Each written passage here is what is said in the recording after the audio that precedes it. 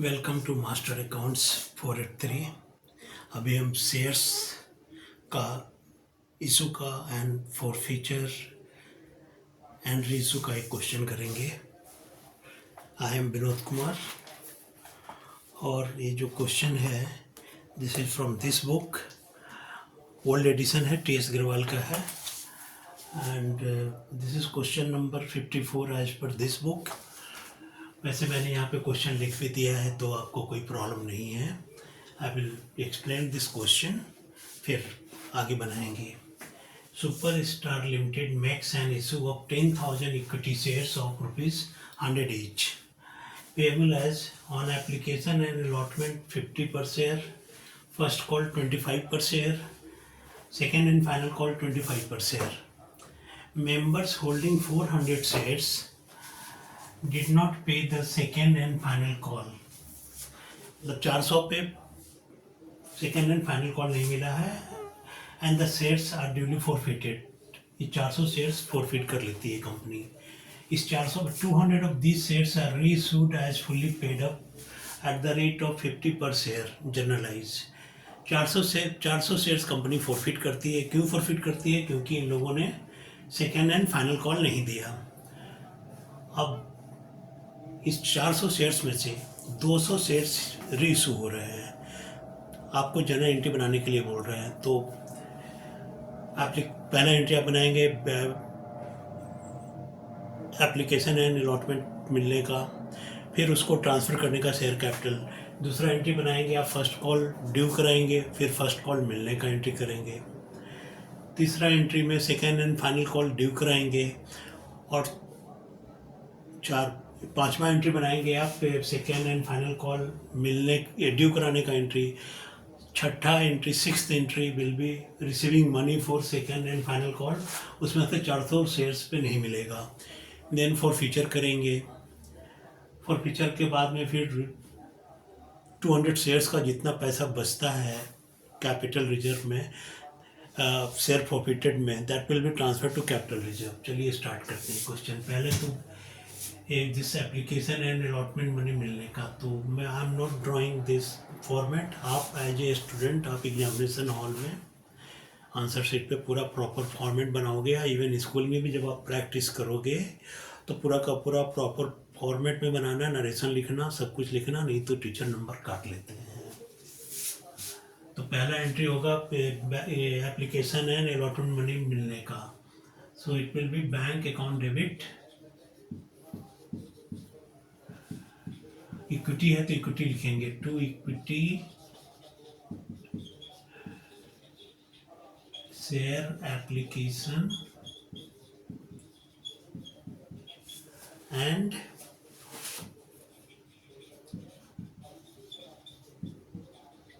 Allotment account. कितना shares है? 10,000 shares है तो 10,000 इंटू 50 रुपीज़ के हिसाब से 10,000 इंटू 50। 1 2 3 4 5 जीरो आ गया। 1 2 3 4 5 5। सो 5 lakhs। ये 5 lakhs will be transferred to equity share application and allotment account. Narration में आप लिख देंगे being share application and allotment money received on 10,000 shares at the rate of 50 rupees. ये हो गया भाई। अब this money will be transfer to equity share capital. तो नेक्स्ट एंट्री विल बी, यही वाला इसको क्रेडिट किया था, डेबिट कर देंगे। Equity share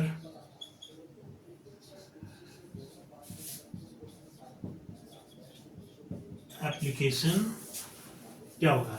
application and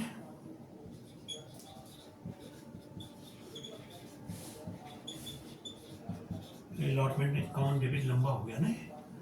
5 lakhs to equity share capital.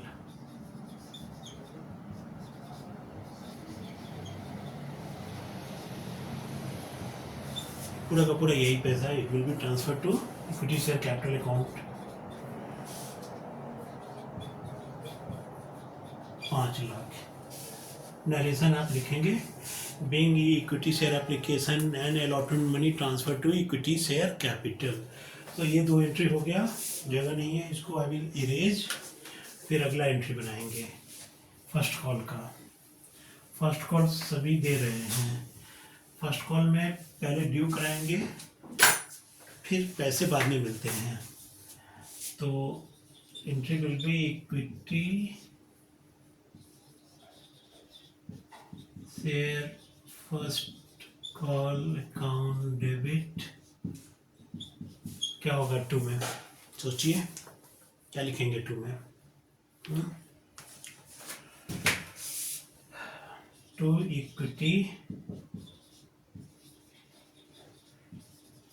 Share capital account 25 है तो 10,000 शेयर्स है into 25 4 0 1 2 3 4 2,50,000 being equity share first call money due narration line खींच दिया। अब पैसे आएंगे बाद में, तो entry will be bank account debit to equity share first call.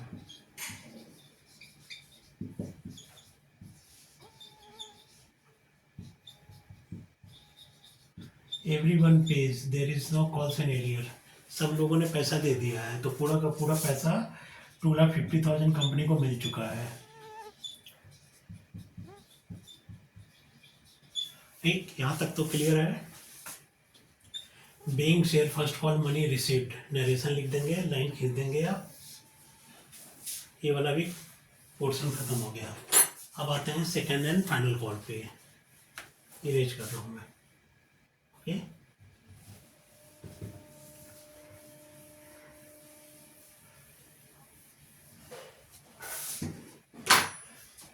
Equity share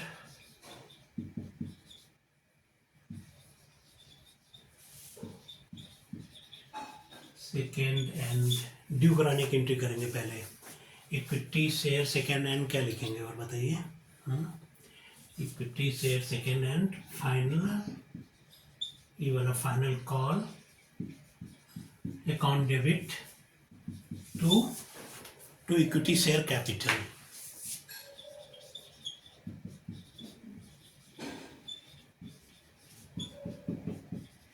Count now again on 10,000 shares at the rate of 25।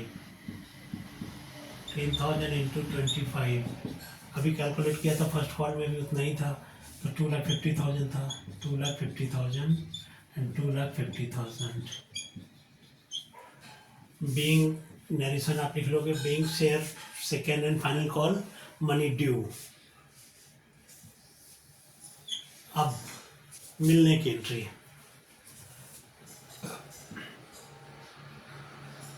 Bank जब भी पैसे मिलते हैं तो बैंक अकाउंट को डेबिट करना होता है। बैंक अकाउंट डेबिट, हम कॉल्स एंड एरियर्स में नहीं ट्रांसफ़र कर रहे हैं, डायरेक्टली बैलेंस छोड़ देंगे। तो bank account debit to equity share, ये वाला share second and final call account. कितना लिखना है अब इसमें? सबने दे दिया पैसा। क्वेश्चन बोल रहा है कि 400 शेयर्स पे नहीं मिला है। 400 इंटू 25 कितना होता है? 400 इंटू 25 10,000 होता है। तो 10,000 नहीं मिला है, 250 मिलना था, उसमें 10,000 नहीं मिला, तो इट मीन्स 2,40,000 कंपनी को मिला है। 10,000 कॉल्स एंड एरियर्स है, उसको हम कॉल्स एंड एरियर्स में ट्रांसफर नहीं कर रहे हैं। Being equity share second and final call money received except on 400 shares, this is what you have to write। ये हो गया। अब इसके बाद में आगे क्या? क्वेश्चन खत्म? नहीं, अभी हमको फोर फीचर का एंट्री करना है। फोर फीचर भी करना है, फिर उसके बाद में रीइशू भी करना है, फिर उसके बाद में कैपिटल रिजर्व में ट्रांसफर भी करना है। फोर फीचर कितने का करेंगे? 400 का करेंगे या 200 का करेंगे? क्वेश्चन सेज कि 400 शेयर्स को फोरफिट किया है। फोर फीचर में हमको कैपिटल अकाउंट को डेबिट करना होता है। तो इक्विटी शेयर कैपिटल हमने लिखा था, तो फॉरफीचर के टाइम पे भी हम इक्विटी वर्ड यूज करेंगे। Equity share capital account debit, जितना पैसा अब तक शेयर होल्डर दे चुका है उसको फॉरफिटेड शेयर्स में लिखते हैं। टू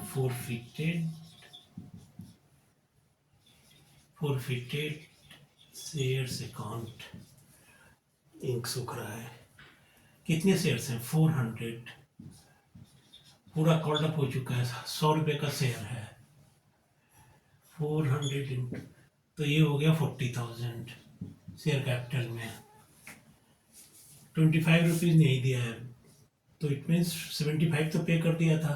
तो चाहे तो आप ऐसे कर लो, 400 इंटू 75, तो 30,000 फॉरफिटेड शेयर्स में आ जाता है। और जो इसने सेकेंड एंड फाइनल कॉल नहीं दिया था उसको लिखेंगे to equity share second and final call account. अभी देखिए, हमने वहाँ पे कॉल्स एंड एरियर्स में ट्रांसफ़र नहीं किया था, तो इसीलिए we are writing here equity share second and final call. अगर कॉल्स एंड एरियर्स में वहाँ पे ट्रांसफ़र करते तो यहाँ पे कॉल्स एंड एरियर्स लिखते। कितना नहीं दिया है? 10,000 नहीं दिया है, तो वी विल राइट हियर 10,000। ठीक है, 30 + 10 40, ये हो गया। लिख देंगे narration being 400 shares forfeited for non payment of final second and final call. Okay, then you will draw a line. अब रीइशू का एंट्री करेंगे। रीइशू में बैंक को पैसे, कंपनी को पैसे मिलते हैं, तो bank account debit as fully paid up at the rate of 50 per share. तो ये 200 शेयर्स है at the rate of 50 as fully paid. थोड़ा गैप छोड़ देते हैं। To equity what do we have to write here? क्या लिखें? Second and final call, what do we have to write? तो इक्विटी शेयर कैपिटल, दोबारा reissue के time पे भी शेयर कैपिटल को ही क्रेडिट करते हैं। To equity share capital, how many shares we are reissuing? 200। बोल रहे हैं आज फुल्ली पेड, तो 100 रुपये का शेयर है, तो 100 से ही इसको करेंगे। तो इधर 20,000 हो गया शेयर कैपिटल में, तो भाई हो गया 20,000। कंपनी को मिला है 10,000 रुपये। तो जो बैलेंस है ऊपर में डेबिट में कम हो रहा है, तो it will be taken from profited share. तो इसीलिए मैंने छोड़ दिया था जगह। अगर ये वाला साइड ज़्यादा होता तो सिक्योरिटीज प्रीमियम यहाँ नीचे लिखते। फॉरफिटेड शेयर्स अकाउंट डेबिट, तो बैलेंस कितना है? 10,000।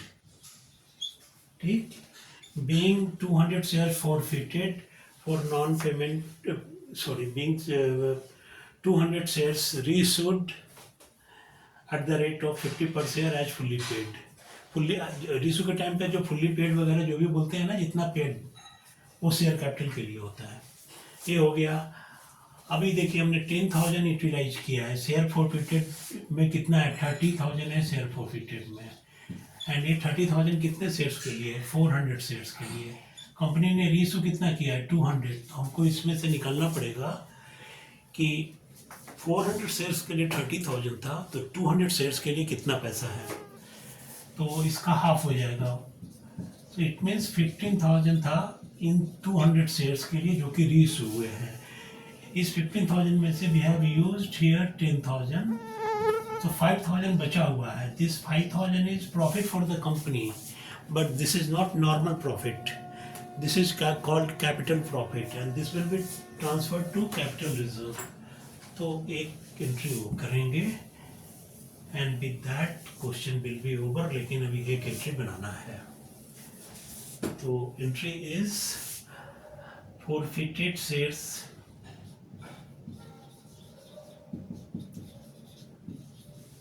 forfeited shares account debit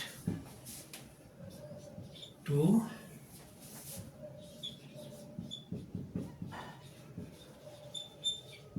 capital reserve पानी पी लेता हूँ, उसके बाद नया वाला एंट्री करूँगा।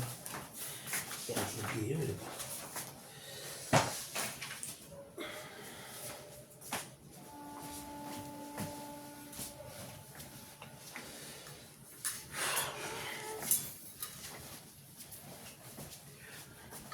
तब तक आप कैलकुलेट कीजिए क्या होगा अमाउंट में।